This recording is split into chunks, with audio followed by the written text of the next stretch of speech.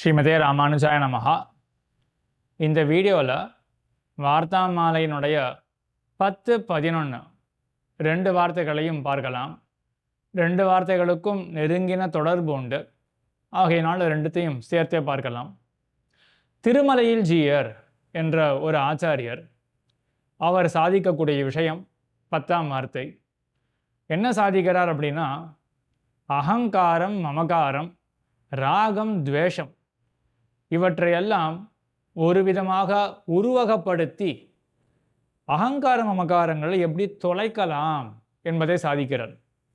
எப்படி உருவகப்படுத்துகிறார் அப்படின்னா, அகங்காரம் என்றதை ஒரு தாழ்ந்த புருஷன் என்று உருவகப்படுத்துகிறார். ஒரு தாழ்ந்த பண்புடைய ஒருத்தன், தாழ்ந்தவன், அவன் தான் அகங்காரம்.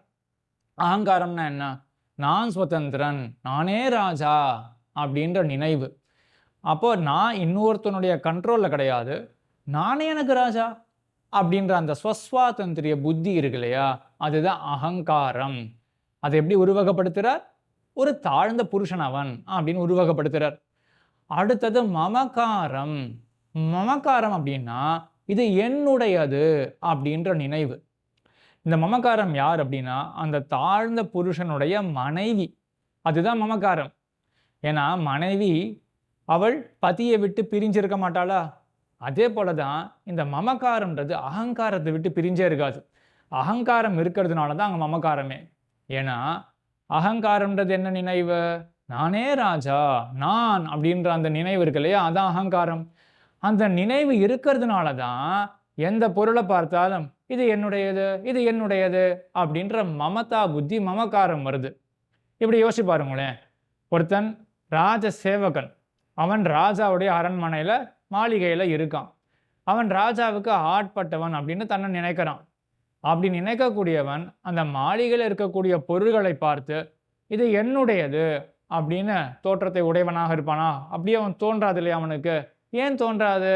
அந்த ராஜசேவகனுக்கு அவனுக்கு தோணும், ஆமாம் நானே ராஜாவுடைய சொத்து, எனக்கு என்ன பெருசாக இன்னொரு சொத்து தேவை அப்படின்ற நினைவு இருக்கும் இல்லையா? ஆக அகங்காரம் இல்லை அப்படின்னு வச்சுப்போமே, அப்போது இது என்னுடையது அப்படின்ற நினைவு வரத்துக்கு சம்பாவனையே கிடையாது. அகங்காரம் இருந்தால்தான், நான் அப்படின்ற எண்ணம் இருந்தால்தான் இது என்னுடைய பொருள், இது என்னுடைய பொருள் அப்படின்ற மமகாரம் வரும். ஆக அகங்காரம்ன்றது ஒரு தீய புருஷனாகவும் அவனுடைய மனைவி தான் மமகாரம் அப்படின்னு உருவகப்படுத்துறார்.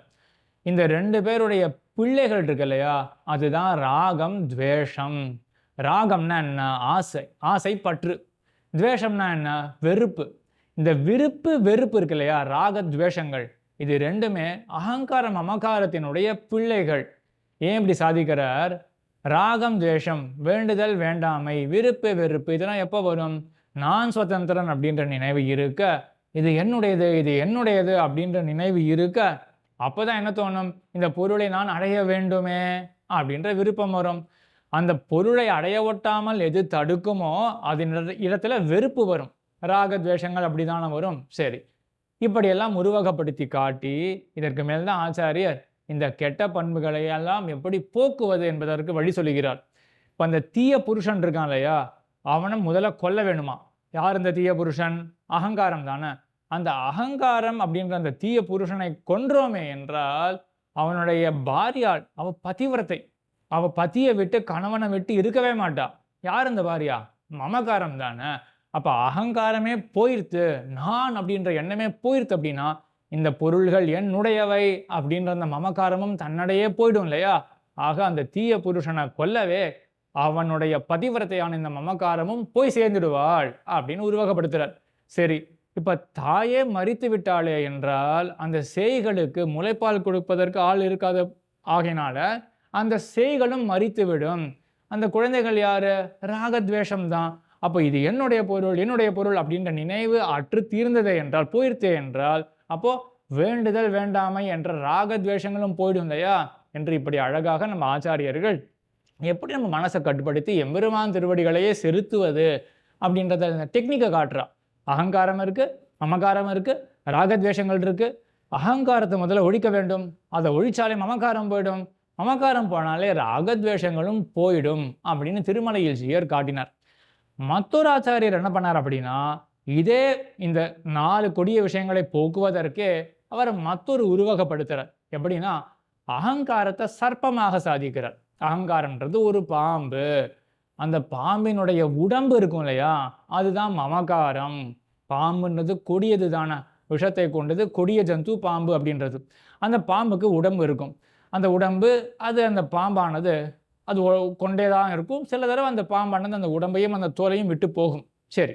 இப்போ பாம்பை அகங்காரமாக சொல்லி, அகங்காரத்தை பாம்பாக சொல்லி, அதேபோல அதனுடைய உடலை மமகாரம் என்று சொல்லி, அந்த பாம்புக்கு இருக்கக்கூடிய பற்கள் இருக்கு இல்லையா?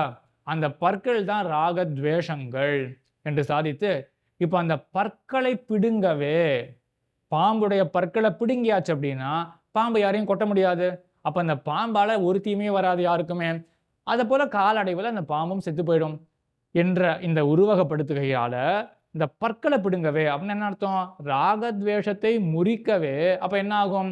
இந்த அகங்காரமானது தன்னடையே போய்விடும் அப்படின்னு சாதிக்கிறார். ஆக 2 டெக்னிக் குடுக்குற ஆச்சாரியா நமக்கு. என்ன பண்றார் அப்படின்னா, அகங்காரம், மமகாரம், ராகத்வேஷங்கள் இருக்கு இல்லையா? இப்ப நான் அப்படின்ற எண்ணத்த தவிர்த்தாலே மத்ததெல்லாம் போயிடும். இது ஒரு டெக்னிக். சரி சில பேருக்கு அந்த நான்ற எண்ணத்த போக்க முடியல என்னால. அப்படின்னா சரி ரிவர்ஸ்ல வாங்கோ அப்படின்னு மத்த டெக்னிக்கும் சாதிக்கிறா. என்ன பண்ணணும் நம்ம இப்போ?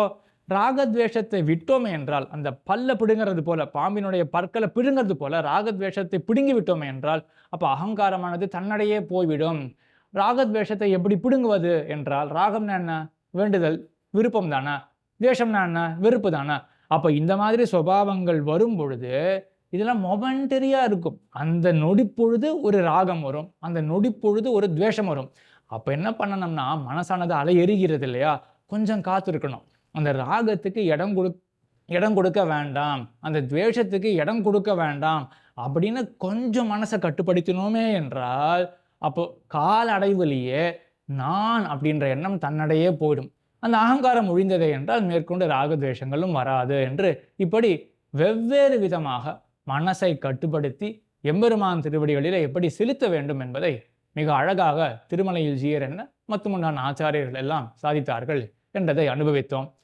ஆழ்வார் திருவடிகளே சரணம், எம்பெருமானார் திருவடிகளே சரணம், ஜீயர் திருவடிகளே சரணம்.